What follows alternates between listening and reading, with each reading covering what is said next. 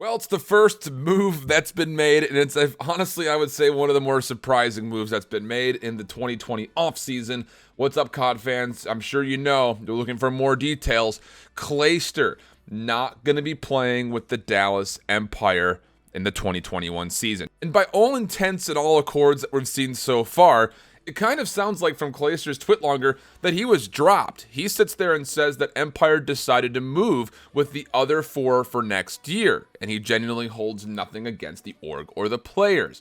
But if you look at the way the Dallas Empire tweeted it, they made it seem a little bit different, because they say, with the heaviest of hearts, we are forced to let go of an absolute legend. Now, that could be essentially sitting there saying that we're forced to let go of him because it's 4v4, not 5v5. We don't really have a choice in the matter. Maybe it was just a choice of, okay, which four do we want to go with? It's not going to be Clayster, and they're saying they're forced to let go of him because it's from 5v5 to 4v4. Yeah. We all get that. But the interesting thing about all of this is the fact that Clayster just proved that he could take two different sets of rookies, not just to the high ground, but to championships. He did it in United during the Black Ops 4 year. Had the tough decision to drop JCap. You pick up Simp. He becomes not just Rookie of the Year, but also MVP of championships.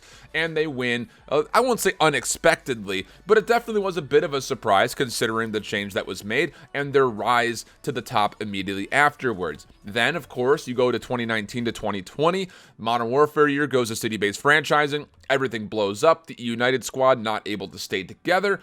Dallas gets put together where Clayster and Crimsix are essentially looking over three young and upcoming talents in the form of Huke, Illey, and Shotzzy. Of course, we know Shotzzy wins MVP. Dallas win another championship. That's back-to-back for Clayster. And now he's put in the exact same position. That's absolutely nuts. I get that, you go to 4v4, something has to change, something has to go. Who do you drop? And I think that we could sit here, and we could talk about all the pros and cons of every single player on this Dallas roster, and maybe make an argument that Clayster shouldn't have been the one to be dropped. Maybe you drop somebody like Illey, who had a good year, but it was his first year competing. He didn't rise to the top necessarily, at least compared to Shotzzy, obviously. And now you're going to another change in which he's going to have to prove himself in 4v4. So maybe there's arguments like that, but we're going to stay away from that and look at the potential of where would Clayster possibly go. There's no way he's not going to get picked up. Let's not even entertain that idea. So I want to go backwards, way backwards, all the way to the Advanced Warfare years, through Black Ops 3, into IW, when Clayster was on the FaZe Clan roster. Not really a dynasty, but still a successful squad. Who was on it?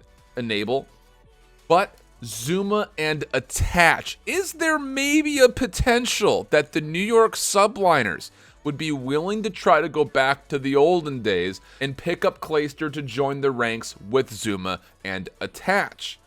Interesting, you might say. I could honestly see it happening. You also got to keep in mind that through the World War II year, it was Arcides and Clayster and Pristini, and then it was Silly at the beginning of the year, Fellow at the end of the year. So maybe there's some potential there, but with Arcides and Pristini at Chicago, you don't really see that necessarily happening. You figure that Chicago's also going to have to make a pretty tough decision, so maybe there's that chance. But I am actually more focused to see if Revan, Andbox, and the New York Subliners management team want to take a stab to try to go for Clayster to bring him back into the mix with Zoomaa and Attach. If you go and just look at what the year looked like for the New York Subliners, it was one that was obviously saved by Mac. It was a year that I look at as before Mac and after Mac for the New York Subliners. But in that time, and now leading to 4v4, do you really feel like out of the 5-man roster of Zoomaa, Attach, but also Temp, Accuracy, and Mac,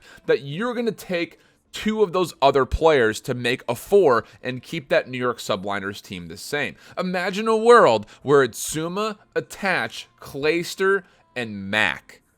Ooh, that could be spicy. So I don't know. I think there's potential. I think that if you're New York, you should definitely look to maybe bring that old FaZe Clan roster back together. They obviously had a pretty solid year at the end of it for the New York Subliners, but came up a touch short, having lost in Game 5 to the London Royal Ravens. But I could see a world where we could go back in time and maybe see Clayster, Attach, and Zoomaa from the FaZe Clan days of AW, BO3, and IW. Now, of course, the last kind of way to frame up this video is the fact that we're going to be getting more moves like this, as you have to remember that there are some very important timelines that are coming up in the next handful of days. Some important dates for you to remember. The extension deadline for player contracts is September the 6th. So that's in 5 days. And essentially the way that this is all working is on September 13th, the 2020 year ends. Any 2020 season player contracts that are not extended will be terminated and players will become free agents.